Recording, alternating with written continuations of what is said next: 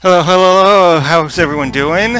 Thanks for tuning in. Time for another unboxing video. And since I unboxed both Lino and Chitara on camera, guess it's going to be like the G.I. Joe thing. It's like I had some G.I. Joe toys, but it's been a long time since I bothered with things since Classified. And I've been doing all those on camera.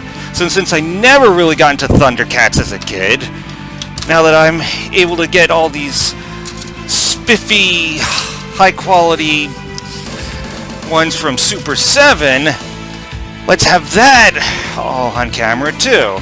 Alright, so again, just like Lino and Chitara, it comes in this big old box and comes in this nice case with a slipcover that has the Mum-Ra logo instead of the Thundercats logo, of course, since he's the villain. So let's get it off. And here we go. We already got Lino and Chitara, so we need someone to match wits with them. And of course, that's Vultureman. He's a good one, guys. I like his character. I mean, he's just fed up with all the idiots surrounding him. He's always making his own schemes, side deals with Taro and what have you. I mean, overall, he's a very compelling character, and you can relate. It's like, I am surrounded by idiots. So let's get him open. Alright. Very, very carefully, just the tape on the top.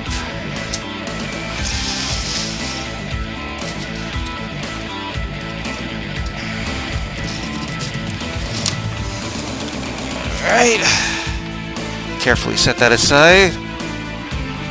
And here he is, still in the casing. Let's do something about that. Ooh, a little tape too. Where'd I put the... here we go. Whip. Whip. Alright, that's the extra hands and the toyetic weapon. We'll put that aside for now. And oh yeah, I gotta undo the twisty tie.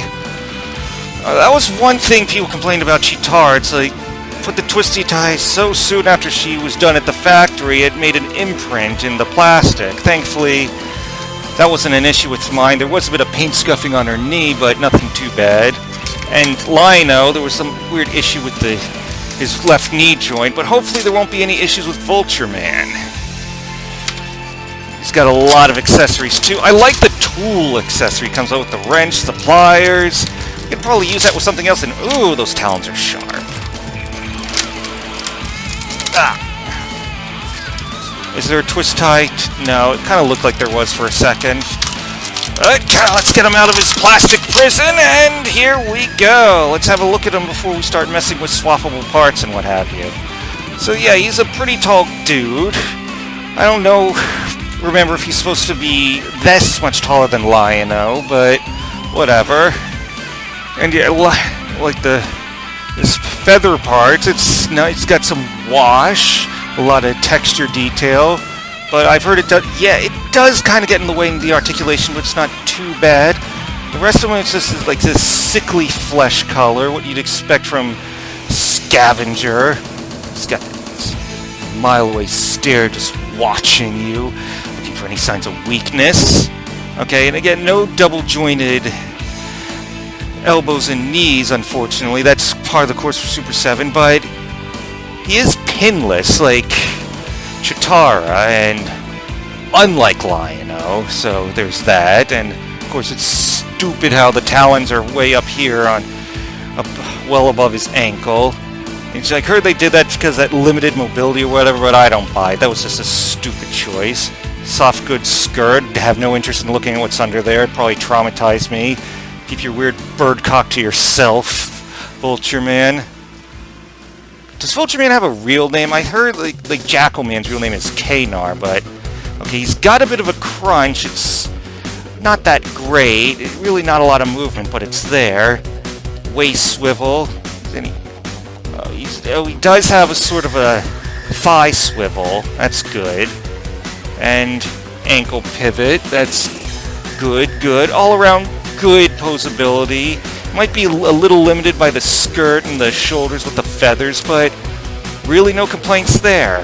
A lot of other reviewers have complained about his size, but that's really not an issue for me because these are all 7-inch scale.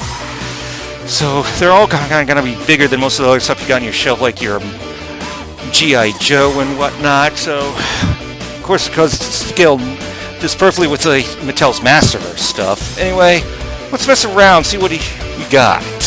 Okay, swapped out some parts, and earlier I forgot to show off the back of the box once you lift the slipcover. Some good artwork of Vultureman in the bio, talking about how he's a conniving little bugger. Conniving little buzzard.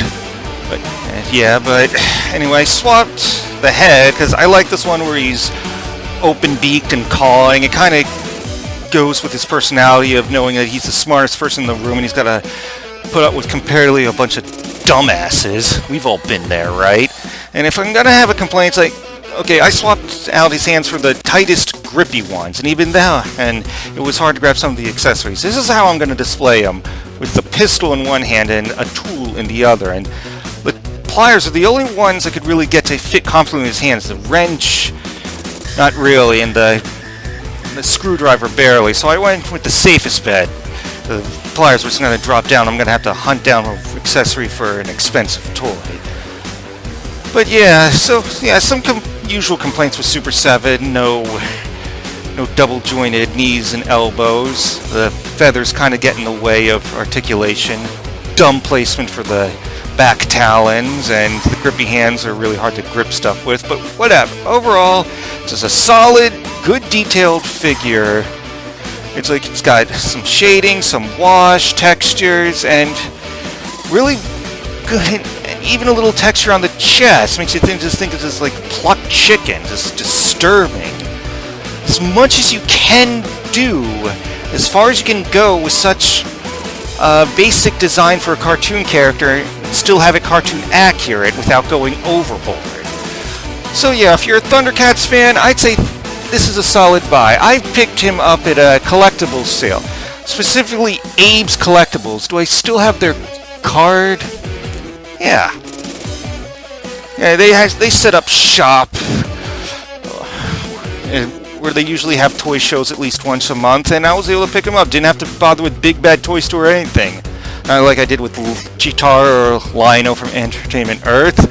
Found them out in the wild, and it's a good feeling to have at least one Thundercats figures I found out in the wild, you know? So, who am I gonna get next? Maybe Mum-Ra? Maybe wait for that Big Bag Toy Store exclusive Invisible Tigra? Who knows? Maybe they'll finally have Wily Kit and Wily Cat reissued. We can only hope.